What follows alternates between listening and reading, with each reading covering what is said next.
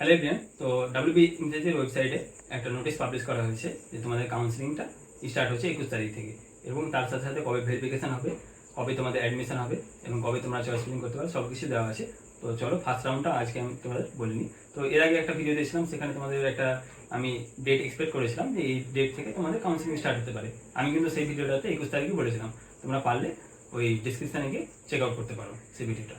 তো প্রথমে চলো শুরু করি। রাউন্ড ওয়ানের ক্ষেত্রে রেজিস্ট্রেশন স্টার্ট হচ্ছে 21 তারিখ থেকে 12টা বা 1টা নাগাদের পর থেকে স্টার্ট হয়ে যাবে, এবং 23 তারিখ তোমার 8টা পর্যন্ত কিন্তু চলবে রেজিস্ট্রেশনটা।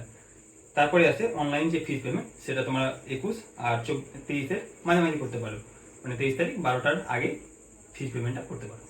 তো তোমরা যারা যারা রেজিস্ট্রেশন করছো, তোমাদের কিন্তু একটা নির্দিষ্ট ডেট দেওয়া হবে, সেই নির্দিষ্ট ডেটে একটা নির্দিষ্ট কলেজে ভেরিফিকেশন স্টার্ট হবে। তো ভেরিফিকেশনের ডেট হচ্ছে 22 তারিখ, 23 তারিখ এবং 24 তারিখের মধ্যে।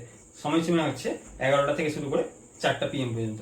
তো এইভাবে যারা তোমরা রেজিস্ট্রেশন করছো বা ভেরিফিকেশন করবে, তাদের একটা লিস্ট পাবলিশ করা হবে এবং সিট ম্যাট্রিক্সটাও 27 তারিখের মধ্যে পাবলিশ হয়ে যাবে আফটার 2 PM। এরপরে আছে চয়েস ফিলিং। তো চয়েস ফিলিং হচ্ছে 27 তারিখ, মানে এই আগস্ট মাসেরই 27 তারিখ 4টার পর থেকে স্টার্ট হবে এবং 29 তারিখ পর্যন্ত তোমরা চয়েস ফিলিংটা করতে পারবে। তারপরে আছে যারা চয়েস ফিলিং করবে, অ্যালটমেন্ট লেটার আসবে কোন কলেজ তোমরা পেলে, সেটা 2 তারিখ আফটার 2 PM, মানে সেপ্টেম্বর মাসের 2 তারিখ রেজাল্ট পাবলিশ হবে। এবং অ্যাডমিশনের যে প্রক্রিয়াগুলো, সেইগুলো সেপ্টেম্বর মাসে 3 তারিখ, 4 তারিখ এবং 5 তারিখের মধ্যে স্টার্ট হয়ে যাবে। এরপরে অ্যাডমিশনের পরে তোমাদের কিন্তু ক্লাসগুলো স্টার্ট হয়ে যাবে সেই নির্দিষ্ট টাইমের মধ্যে, মানে সেপ্টেম্বরের মধ্যে মিডিলের দিকে তোমাদের কিন্তু ক্লাস স্টার্ট হয়ে যাবে। তো ভিডিওটি দেখার জন্য তোমাদের অনেক অনেক ধন্যবাদ।